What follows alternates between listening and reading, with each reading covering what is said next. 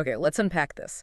How often do we find ourselves, maybe at the end of a day or, even a week, just sort of staring into space and wondering, where did all that time actually go? It's almost universal, isn't it? Yeah. One minute you're like caught up in some email thread that feels super urgent. Uh-huh. The next you're lost down a social media rabbit hole or maybe stuck in one of those meetings. Oh, the meeting that should have been an email. We know it well. Exactly. Or maybe it's even more subtle, just putting off the stuff that really matters, pushing it to tomorrow again and again. We all do it. We let these precious moments just slip away. Hours, days. Years sometimes, consumed by, trivial stuff, right? Distractions, this constant feeling of being busy.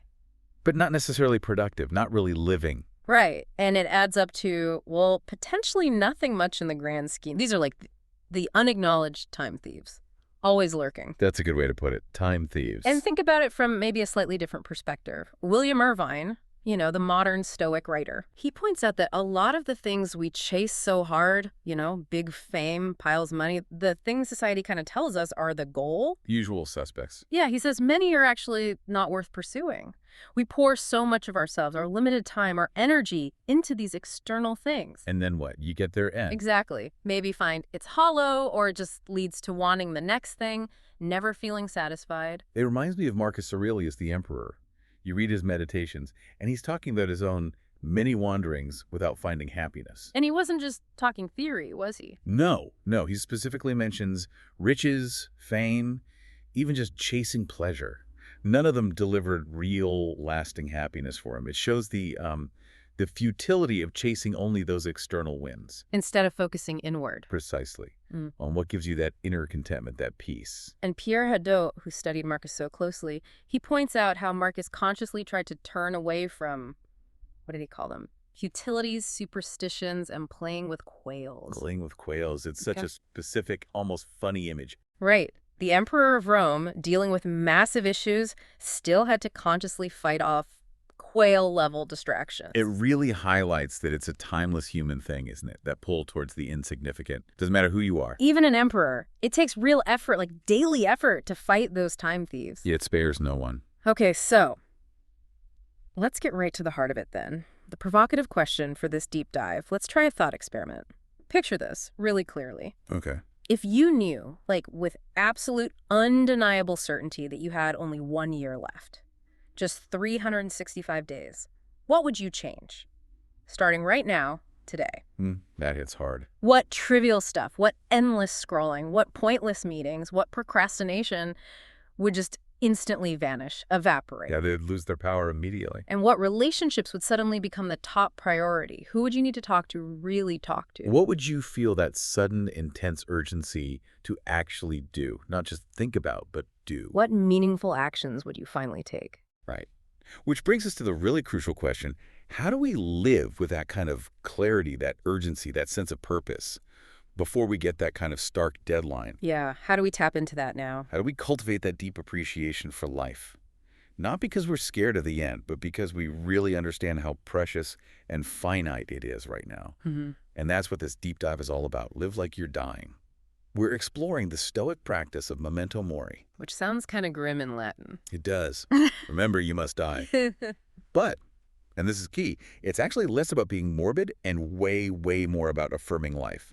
Profoundly. Okay. So our mission today is to see how remembering our mortality can, transform how we live, how it clarifies priorities like nothing else, and builds purpose, urgency, gratitude right into your day-to-day. And we're drawing on the big Stoics for this. Absolutely. Seneca, Marcus Aurelius, Epictetus, the giants. And we use some modern interpretations, too, to help bridge that ancient wisdom to our lives today. Okay, this is where it gets really interesting for me. Because, Memento Mori, it sounds heavy, like skulls and darkness. That's the common misconception. Images of, monks contemplating skulls. Right. A sort of dark, fatalistic vibe, like, oh, well, we're all going to die, so what's the point? But that wasn't the Stoic angle at all. Not even close. Yeah. For them, it wasn't about being morbid or passive or just resigning yourself to fate. It was the opposite. It was a call to action. How so? How does remembering death become an engine for action? Well, they made this really critical distinction between passive fatalism, just giving up, and active agency. Lawrence Becker talks about this. Okay. Memento Mori isn't about throwing your hands up. Becker says we avoid fatalism by focusing on our human freedom, which he defines as the determinative effect we have through the exercise of our agency on what happens in our lives. So it's about what we can control, what we can choose within that finite time. Exactly. Knowing the end is certain doesn't paralyze you. It motivates you to shape your present actions and choices with real intention, with virtue. Like knowing the clock is ticking makes every move more deliberate. Precisely. Every choice suddenly carries more weight because you know your time isn't infinite. It's about using your power to choose, your agency, within the reality of your finite existence. Okay, that reframes it completely. It's not overwhelming, it's energizing. Right. And one of the main ways they put Memento Mori into practice was this thing called negative visualization, Yes. which again sounds counterintuitive. Like, why deliberately think about bad stuff happening? Isn't that just inviting misery? It does sound odd at first, doesn't it? But the Stoic insight here is pretty radical. They believe that true appreciation doesn't just come from having things, Uh-huh. but also from contemplating their absence. Irvine explains this really well. Thinking about loss, maybe losing your possessions, your health, loved ones, even your own life. It isn't meant to make you depressed. Okay, so what is it meant to do? The opposite. It's Yeah. designed to radically increase your enjoyment and appreciation of what you do have right now, to stop you taking things for granted. Can you give an example? Irvine uses this great picnic analogy. Imagine you're at a picnic. The Stoic, who has maybe spent a moment contemplating that the picnic might not have happened, maybe it rained, maybe someone got sick, Right. they enjoy that picnic far more intensely than the people who just assume picnics always happen. Those people might be busy complaining about the ants or the slightly warm lemonade. Well, the Stoic is just soaking it all in. Exactly. They're fully present, appreciating this simple, almost miraculous fact that this pleasant moment is happening at all, right here, right now. Wow, that really flips the script on potential loss. It's not pre-grieving, it's pre-appreciating. Pre-appreciating. I like that. It's cultivating gratitude for the present by acknowledging its fragility. That makes so much sense. And the benefits go way beyond picnics. Irvine also points out that contemplating the loss of loved ones, while difficult, can lessen the shock if, tragically, it does happen. It doesn't remove the pain, surely. Oh, absolutely not. Grief is real, it's human. But it prepares the mind. You've sort of considered the possibility, but Yep. maybe even more importantly, by regularly, gently contemplating the possibility of losing those we love, we're much more likely to make the most of our time with them now. Ah, so it prevents future regrets. Exactly. You won't be left thinking, oh, I wish I'd said this or I wish we'd done that.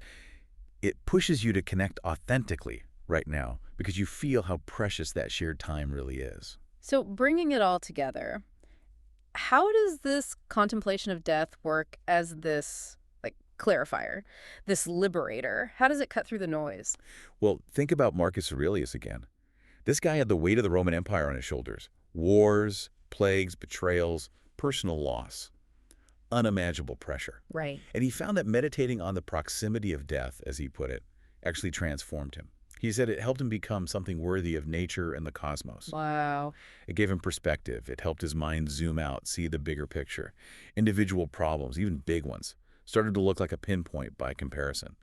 It stripped away the perceived tragedy or shock. Like seeing things from orbit, almost. Makes your daily worries seem smaller. Exactly. It's cultivating that cosmic perspective.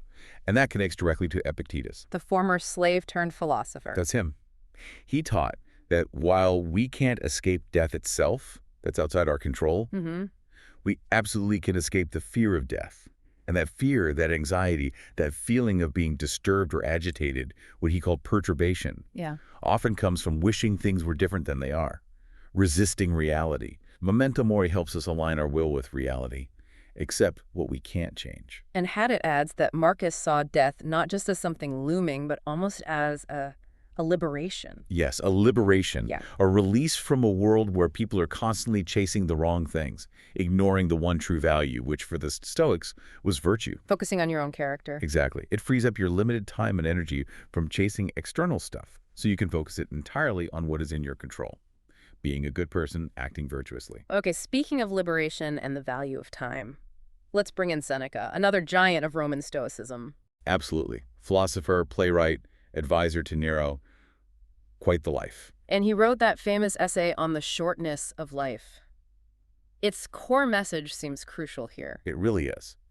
Even if we're not quoting directly from it today, the central idea permeates all of this. Seneca's big argument was essentially, life isn't inherently short. Yeah. We make it short by how we live it, by squandering it, frittering it away on nonsense, on distractions. And then we complain it was too brief. Exactly. It's a really sobering thought, isn't it? That the feeling of life being short is often down to our own choices, not just the universe dealing us a bad hand. Yeah, that definitely makes you think. And Marcus Aurelius touches on this urgency too. He urges us to think not just that life gets shorter each day, Right. but also that our ability to think clearly, our understanding, our mental faculties, they might fade even before physical death. Oh, wow. So there's a double urgency. Precisely. He says we should therefore make haste, not just because death gets closer, but because our power of considering well and understanding things might leave us first. So don't wait to learn, to grow, to engage meaningfully. Don't wait. The time to live fully and think deeply is right now, while you have both life and clarity. Which brings us neatly to Seneca's point about being merely busy versus truly living. So many of us feel busy all the time, right? Calendars jammed, inboxes overflowing. Like hamsters on a wheel, running fast but going nowhere. Yeah. But feeling empty, unfulfilled. Seneca saw this as a major time thief, didn't he? He absolutely did. Yeah. Connecting this back, Irvine notes Seneca saw negative emotions, especially things like anger, as just brief insanity. Brief insanity, strong words. Yeah, and a waste of precious time. Think about the energy anger consumes, the bad decisions it leads to. Seneca called it a plague that costs humanity dearly, destroying relationships, careers, even cities. So it's not just the time spent being angry, but the destructive fallout. Exactly. It robs you of your tranquility, your energy, your good judgment. And similarly with grief, while acknowledging its necessity, he advised being parsimonious with our tears. Not suppressing it, but not letting it drown you. Not letting it consume all your finite time and peace. Because Stoic tranquility isn't being numb. Right, you mentioned this. It's the absence of those negative, destructive emotions and the presence of positive ones, like joy. Inner peace allows joy to surface. Joy. That's such an important distinction. It's not about blankness. It's about clearing space for the good stuff. Precisely. And Seneca wasn't just about avoiding the negative. He gave practical advice for living well.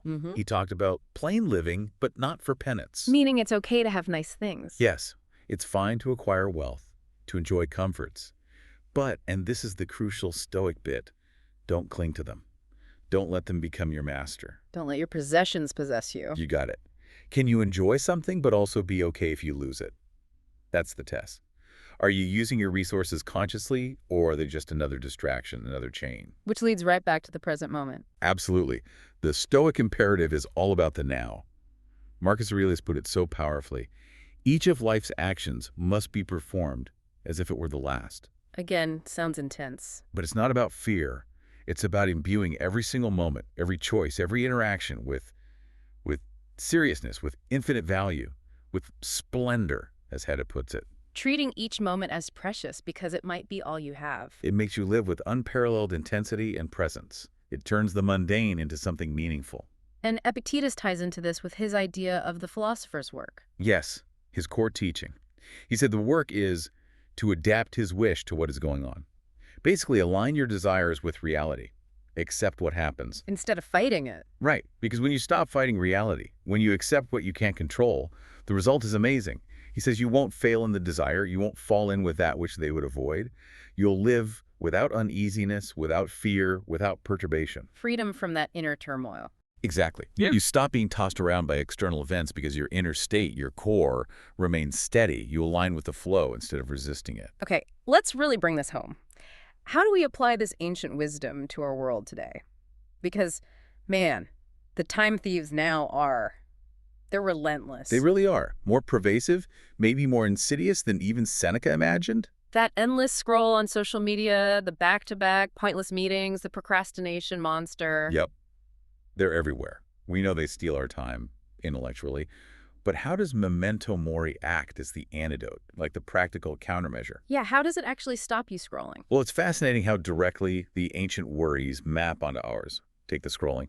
Irvine's point about the desire formation process. Where fulfilling one desire just creates another. Exactly. That endless loop of wanting the next thing. Social media algorithms are masters at exploiting this. The Stoic fix, Master your desires. Learn to want the things we already have. Cultivate contentment. Okay, but how does Memento Mori help you do that in the moment? Imagine you're mindlessly scrolling. Then, maybe that phone reminder pops up. Remember, you will die. Bam! Instant perspective shift. Right? It creates this powerful friction. It forces the question, is this passive consumption how I want to spend my finite, precious time, my limited energy? It highlights the choice. It makes the triviality stand out in sharp relief. Exactly. It doesn't forbid scrolling, but it makes you conscious of the trade-off. Is this moment worth a piece of your life? Often the answer becomes a clear no. Okay, what about the meetings, the ones that drain your soul? Marcus Aurelius has advice that's perfect for this. Remember, act little if you want to maintain serenity. Yeah, do what's indispensable. Precisely. Cut off unnecessary words and actions. Constantly ask, is this really necessary? Is this meeting indispensable? He even said eliminate unnecessary representations. Pointless thoughts. So it's about internal filtering, too. Yes. And Memento Mori is the ultimate filter. Facing a pointless meeting invite, that reminder hits. Is this truly the best use of my limited time on Earth? It gives you the clarity, maybe even the courage, to decline or delegate. To protect your time more fiercely, even at work, what about procrastination? That feeling of putting off the important stuff. Procrastination. Memento Mori is perhaps the ultimate weapon against it. Robertson mentions how good habits drive out bad habits. And knowing time is short provides the motivation. It provides the urgency. The fake comfort of I'll do it later evaporates when you truly internalize that later isn't guaranteed. It helps you connect with your hegemonicon. Your inner command center. Yeah, your rational mind, your inner CEO. The goal is to keep it focused, undefiled by pleasure, invincible by pain. Memento Mori fuels that focus. It makes you realize procrastination isn't just delaying work. It's potentially throwing away a piece of your life. It's the ultimate deadline. It makes you want to start. Exactly. Not out of panic, but out of a desire to use the time you do have meaningfully. It makes sense why so many high performers today, CEOs like Jonathan Newhouse, athletes, Tim Ferriss, talk about Stoicism being like their personal operating system. It provides that clarity, that focus amidst the chaos. It helps them cut through the noise and zero in on what's essential. Just like the Stoics taught. And underpinning all of this is Epictetus's huge idea. Yeah. The dichotomy of control. What's in our power versus what isn't. Nailed it. Our power lies in our opinions, desires, aversions, actions. What's not in our power. Yeah. Our body, property, reputation, things others do, external events. So focus only on what you control. Yes. Dedicate your energy there. Why waste a single second of your precious finite life worrying about stuff you can't influence, like stressing about flight delays?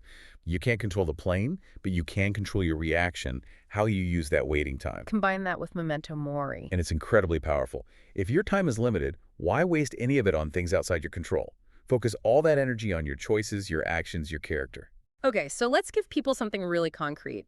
A practical exercise they can start today. Let's do it. It's super simple, but don't underestimate its power. Set a daily reminder on your phone. Maybe set it for a random time each day. And the reminder just says, remember, you will die. Simple. Stark. Yeah. And the key is, don't use it as a source of fear or dread. Use it as a prompt, a jolt. To pause, take a breath, and ask, what truly matters right now? What's one small thing I can do in this moment that aligns with my values? That connects beautifully with Epictetus's advice. He urged his students to keep these thoughts ready to hand by night and by day. Keep them close. Yeah. He literally said, read about these people. You should talk to yourself and to others. He even suggested specific reminders like, I knew that I am mortal. I knew that I may be ejected from my home. I knew that I may be led to prison. Wow, he didn't pull any punches. No, but the point wasn't to be gloomy. It was to normalize these possibilities in the mind, to strip them of their power, to shock you, to derail you emotionally. Like mental rehearsal for life's difficulties. Exactly. Building resilience. So when challenges come, you're not blindsided. You've already contemplated them. It makes you less fragile. Much less. And Epictetus also said this philosophical combat, this effort, isn't like the Olympics. You don't have to wait years for the next chance. If you slip up, get distracted. You can start again immediately. Right then and there. Renew the effort. That daily reminder, that practice, helps ensure, as had it said Marcus aimed for, that each action is performed as if it were the last. Giving life that seriousness, that value, that splendor. Turning ordinary moments into chances for extraordinary presence. because you're consciously choosing how to spend this irreplaceable time. So wrapping this up, what this deep dive really shows is that facing death, embracing our mortality, it doesn't take away from life. Paradoxically, it gives it infinite meaning. It really does. You stop taking everything for granted, your time, your health, your relationships, simple opportunities. That deadline, knowing it's there, becomes this incredible catalyst for living fully right now. It's the ultimate filter against all the noise, all the trivialities demanding our attention. And this leads to what the Stoics called eudaimonia, happiness, flourishing. Yes, but it's a specific kind of happiness. It's described as this deep calm, this tranquility that comes from, well, from living virtuously, from not having regrets about the past or anxieties about a future you can't control. And focusing on your own actions. Exactly. It's the confidence that comes from the effortless persistence of moral purpose. It's that thriving state, like a strong oak tree, resilient through all seasons, living aligned with reason and virtue, making the absolute most of the time you have. That's the flourishing life Memento Mori helps unlock. That's a powerful vision, a life lived with purpose, without regret. Rooted in the present, informed by the end. So, the final thought to leave everyone with, if every single moment holds that potential for meaning, for intentional action, what excuse do we really have to let even one more minute get stolen by something trivial? The choice is always ours. Always. And speaking of intense feelings and living purposefully, next time on the deep dive, we're shifting gears slightly. We're moving from the ultimate reality of death to tackle one of the most explosive human emotions. Oh boy. Anger. We'll be digging into the Stoics' ancient playbook for taming that red mist, for keeping your cool even when things get heated. Well, it sounds incredibly relevant today. You won't want to miss that one.